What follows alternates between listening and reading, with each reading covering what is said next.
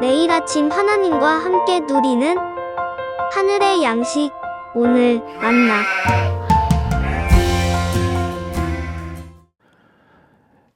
기도와 무릎으로 쓰는 인생 이야기, 두드린 기도의 2일차. 오늘 본문은 시편 132편 2절입니다. 그가 여호와께 맹세하며 야곱의 전능자에게 서원하기를. 그가 여호와께 맹세하며 야곱의 전능자에게 서원하기를. 다윗은 정말로 하나님을 사랑했던 사람이었습니다. 이스라엘의 왕으로 다윗이 기름 부음을 받았을 때부터 블레셋에 빼앗겼던 하나님의 궤를 찾아오기를 바랬습니다. 다윗이 처음으로 언약궤를 예루살렘으로 가져오려 했던 장면이 사무엘하 6장에 나옵니다. 다윗은 이스라엘에서 3만 명을 뽑아 대열을 세우고 새 수레를 준비하여 언약궤를 실어 나르게 했습니다. 그 행렬은 아마도 엄청났을 겁니다. 3만 명이 일제히 찬양하는 소리에 정말로 하나님의 궤가 엄청난 것으로 인식되었을 거라 생각됩니다. 그 행렬과 모습이 하나님의 위대하심을 드러내는 것처럼 보였습니다. 그런데 우리가 알다시피 문제가 생기죠. 어떤 문제였나요? 낙원의 타작마당에서 소들이 갑자기 뛰기 시작하는 겁니다. 언약궤가 땅에 떨어질 것 같아 새 수레를 몰던 웃사가 언약궤를 붙잡습니다. 그때 하나님의 진노하심이 그에게 임하게 되고 그가 곁에서 죽게 됩니다. 하나님을 찬양하고 예배하며 그분의 임재가 가득했던 그 예배의 자리가 장례식장으로 바뀌게 되었습니다. 왜 이렇게 되었을까요? 타작마당은 소가 잘못 걸을 만한 지형이 아닙니다. 그렇다면 이것은 하나님이 하신 일이라는 겁니다. 왜냐하면 다윗이 준비한 이 방식은 하나님 마음에 합한 행동이 아니었기 때문입니다. 이후에 보게 되겠지만 언약궤를 옮기는 데는 단 4명의 레위인만 있으면 됩니다. 그러나 다윗은 자신의 권력과 재정과 모든 열심을 사용해서 사람들을 모으고 새 수레를 준비했습니다. 하나님의 방법이 아닌 자신의 생각하는 방식으로 자신의 최고라고 생각했던 것으로 하나님을 예배했던 겁니다. 모든 에너지와 재정을 다 쏟아부었지만 하나님이 원하시는 예배가 아니었던 거죠. 이 일이 있은 후 다윗은 분했습니다. 그래서 그곳의 이름을 베레스 웃사라고 하며 웃사를 치셨다, 여호와께서 웃사를 죽이셨다는 의미를 되뇌이도록 합니다. 다윗이 왜 분했을까요? 자신이 열심히 다 준비했는데 수포로 돌아갔기 때문입니다. 이 모든 걸 기획하고 준비한 왕으로서 또 자신이 하려고 했던 일이 악한 일이 아니었잖아요. 선한 의도와 마음으로 준비했고 웃사도 하나님의 궤가 땅에 떨어지는 것을 막기 위해 손을 댄 것인데 어찌 이렇게 선하게 행동했던 것을 죽이셔야만 했을까? 어찌 우리의 이 선한 행보를 막으셔야만 했는가에 대해 분이 났을 거라고 생각됩니다. 우리도 다윗처럼 하나님을 향해 분노할 때가 있습니다.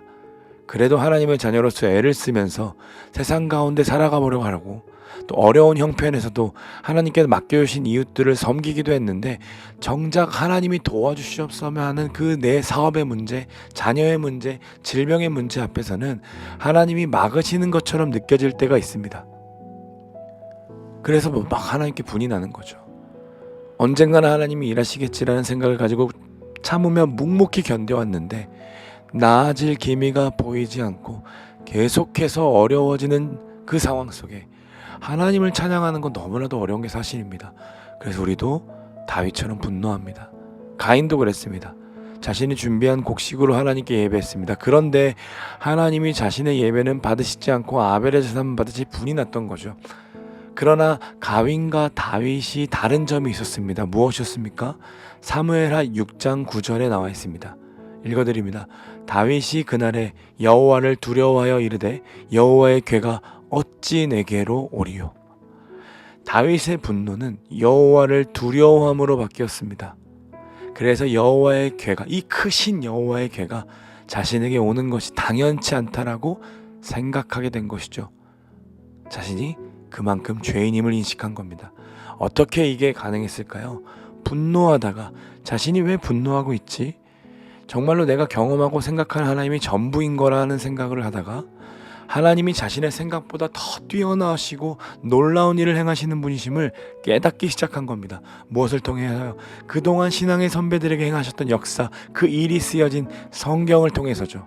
그러나 가인은 다윗과 달랐습니다. 시기와 질투, 분노에 함몰되어서 하나님이 누구신지를 기억해내지 못했습니다. 그래서 하나님은 가인을 찾아가서 말씀하시죠. 너 왜 이렇게 화가 났니? 너가 좋은 마음을 품고 했으면 나를 바라볼 수 있어야지. 좋지 않은 마음을 품으니까 죄가 너를 지배하려고 들잖아. 너는 지금 죄를 다스려야 해 라고 말씀하십니다. 그러나 그는 하나님의 말씀을 듣고서도 하나님이 어떤 분이신지를 묵상하지 않습니다. 도리어 아벨을 묵상합니다. 아벨이 뭐라고? 아벨도 나쁜 짓 하는데, 아벨도 나와 별반 다를 바가 없는데 저놈의 자식 재수 없다라고 생각하며 어떻게 합니까? 계획살인하죠. 뒤로 동생을 불러서 돌로 쳐 죽입니다. 가인은 분노할 때 사람을 묵상했고 결국 살인하는 죄를 짓고 맙니다. 그러나 다윗은 분노했을 때 하나님을 묵상합니다. 그리고 자신의 분한 마음이 잘못되었음을 깨닫습니다. 가인은 실패했지만 다윗은 엎드림으로 분을 멈추게 됩니다. 그때 다윗이 묵상한 하나님의 성품이 무엇이었을까요? 사랑과 자비가 풍성하신 하나님이었을까요? 그렇다면 우사를 죽이면 안 됐어요 라는 마음이 더 들었을 것 같아요. 오히려 이렇게 절망 가운데 놓여있을 때, 우리가 이해되지 않는 하나님의 일하심을 마주했을 때 우리가 더욱이 묵상해야 하는 하나님의 성품은 그분의 전능하심입니다. 그분의 선하심입니다.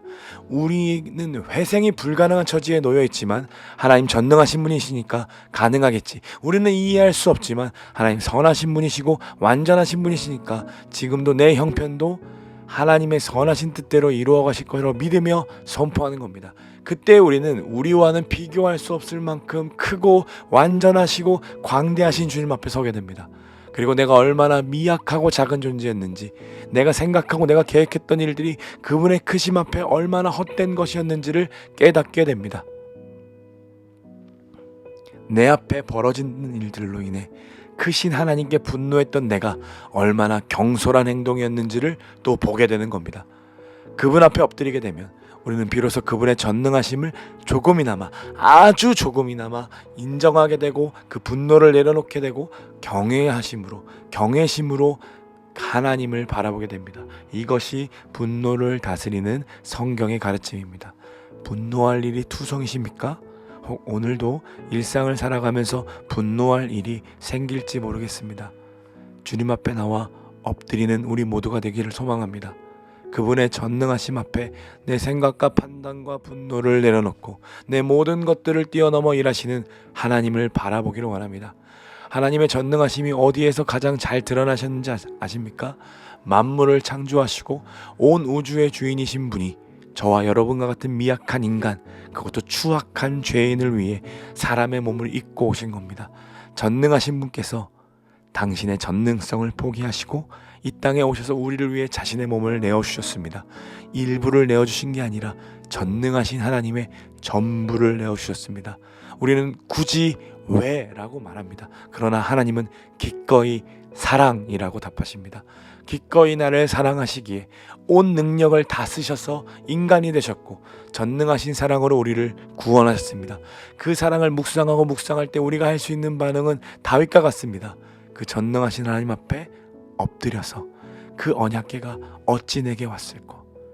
그 십자가가 어떻게 나를 사랑했을까? 그 전능하신 사랑이 왜 나를 사랑하셨는가? 그 앞에 엎드리는 겁니다. 오늘 우리도 다윗처럼 전능하신 하나님께 서원하길 원합니다. 맹세하길 원합니다. 하나님, 분노할 일들 앞에서 엎드리겠습니다. 당신은 완전하시고 신실하시고 전능하신 분이기에 이해되지 않는 상황 속에서도 신뢰함으로 엎드리겠습니다. 십자가 앞에 머물겠습니다. 당신의 한없는 사랑을 맛보게 하여 주십시오. 그리하여 온갖 일들로 인해 무너졌던 우리의 마음을 다시 십자가 앞에서 회복시켜 주십시오. 이것이 오늘 우리의 기도입니다.